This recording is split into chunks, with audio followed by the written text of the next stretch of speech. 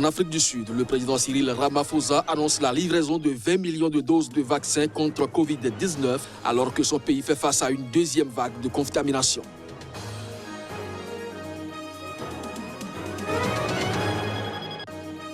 Les campagnes de dépistage en masse du coronavirus initiées par le président Évariste Ndayishimiye se poursuivent au Burundi qui enregistre de nouveaux cas positifs de Covid-19.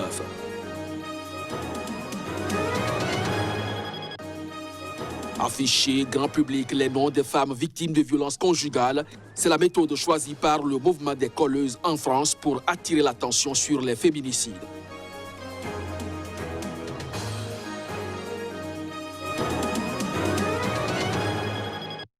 Ainsi se présente le sommaire de cette édition. Bonjour à chacun, bonjour à tous et bienvenue. Les campagnes de dépistage en masse du coronavirus initiées par le président Évariste Ndayishimiye se poursuivent au Burundi qui enregistre de nouveaux cas positifs. Le gouvernement burundais a décidé de fermer toutes les frontières terrestres et imposer également de nouvelles mesures aux entrées aériennes. On écoute quelques réactions de citoyens. Une chose qui me perturbe beaucoup est le port de masque. Le porter pendant plusieurs heures. J'ai déjà remarqué que c'est le cas pour beaucoup de Burundais. Mais dans cette période-ci, je pense que personne ne devrait négliger cette pratique. Je suis venu me faire tester pour la Covid-19 car j'ai un voisin qui avait des signes. C'est pourquoi je suis venu, pour voir l'état de ma santé. Au cours de la semaine passée, nous avons pu identifier plus de 5300 cas contacts, et parmi lesquels nous avons eu à peu près une centaine de cas positifs à travers tout le pays, que ce soit à Karusi, à Ngozi et à Muyinga, partout, et même ici à Bujumbura. Le président sud-africain Cyril Ramaphosa a annoncé la livraison de 20 millions de doses de vaccins contre Covid-19 alors que son pays fait face à une deuxième vague d'infection renforcée par une variante locale et hautement transmissible du virus. On écoute Cyril Ramaphosa pour plus de précisions. Alors que plusieurs négociations prometteuses sont encore en cours, nous avons à ce jour confirmé la livraison de 20 millions de doses, principalement pour la première moitié de l'année. Substantial amount of it in the first half of the year. The sale of alcohol from retail outlets and the on-site consumption of alcohol. La vente d'alcool en magasin et dans les débits de boissons est toujours interdite. Les services de santé dans plusieurs parties du pays nous rapportent que l'interdiction de la vente d'alcool a réduit de manière significative le nombre d'admissions dans nos hôpitaux dans la période du Nouvel An.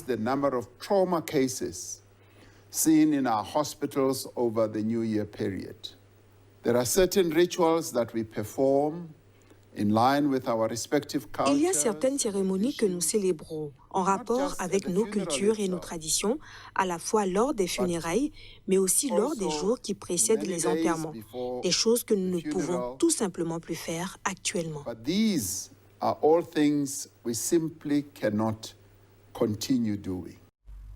On reste en Afrique du Sud où un orphelinat perdu dans la végétation du Limpopo au nord sauve et requinque des bébés rhinocéros. Les pensionnaires ont souvent perdu leur maman face aux braconniers. 4 salariés et 2 volontaires, toutes des femmes, s'occupent d'un certain nombre d'animaux dans le centre. Reportage.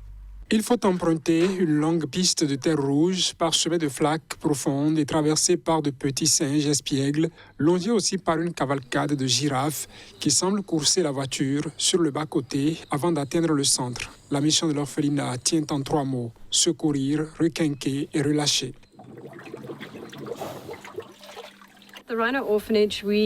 À l'orphelinat Rhino, nous offrons un havre de paix aux bébés rhinocéros orphelins, aux bébés qui ont perdu leur mère pour des raisons naturelles ou des blessures, ou aux bébés qui sont blessés. Nous allons donc sauver ces bébés et commencer à les réhabiliter pour les relâcher dans la nature.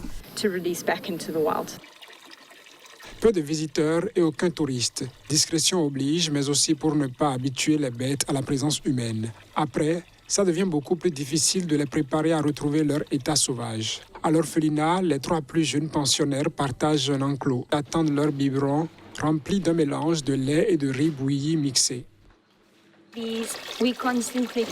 Nous les touchons constamment, juste pour les rassurer, leur donner de l'amour et tout. Et puis, en grandissant, ils font ça entre eux. Donc, ils auront tendance, quand ils s'allongent, à s'allonger l'un à côté de l'autre. Ces 10 dernières années, des milliers de rhinos ont été tués dans le pays pour leurs cornes, très recherchées en Asie, notamment au Vietnam, pour toutes sortes de vertus présumées. Un luxe si recherché qu'il peut se vendre plus de 90 000 € le kilo. Un trafic illégal contrôlé par des réseaux mafieux.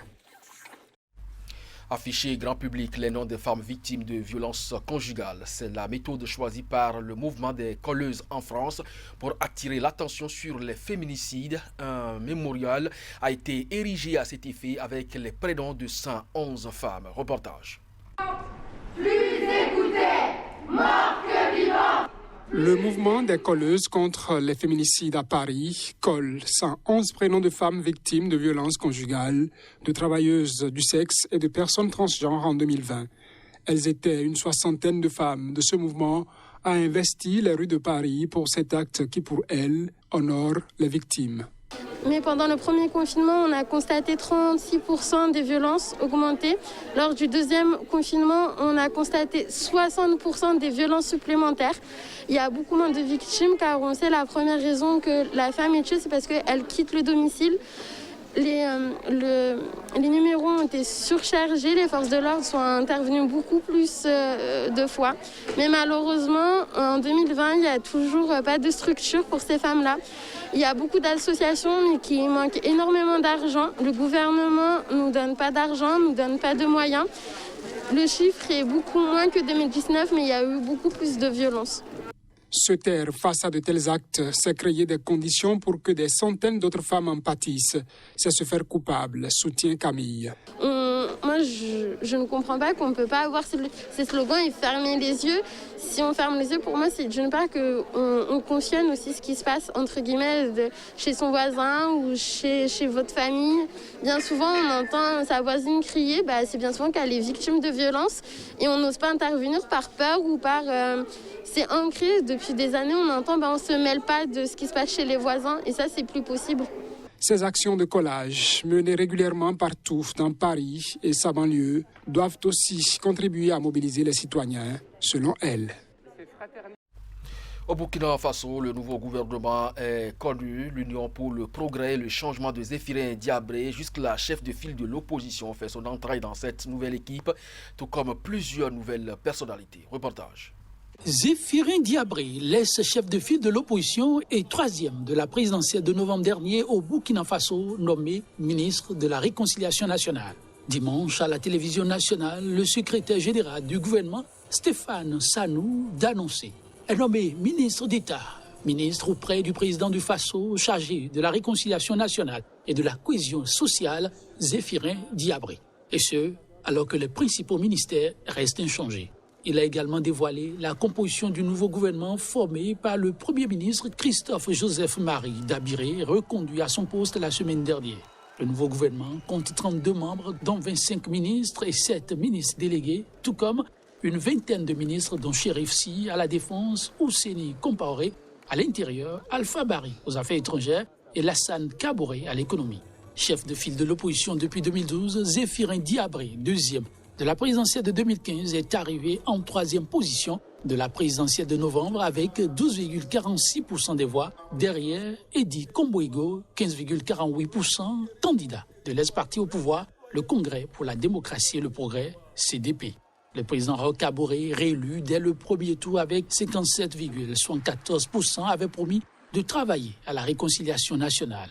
Je lancerai dans les mois à venir de larges consultations afin de définir les voies d'une réconciliation nationale véritable, avait-il annoncé fin décembre au moment de son investiture, précisant vouloir prendre en compte les crimes de sang économiques et politiques qui, de 1960 à ce jour, continuent d'envenimer les rapports entre les Burkinabés.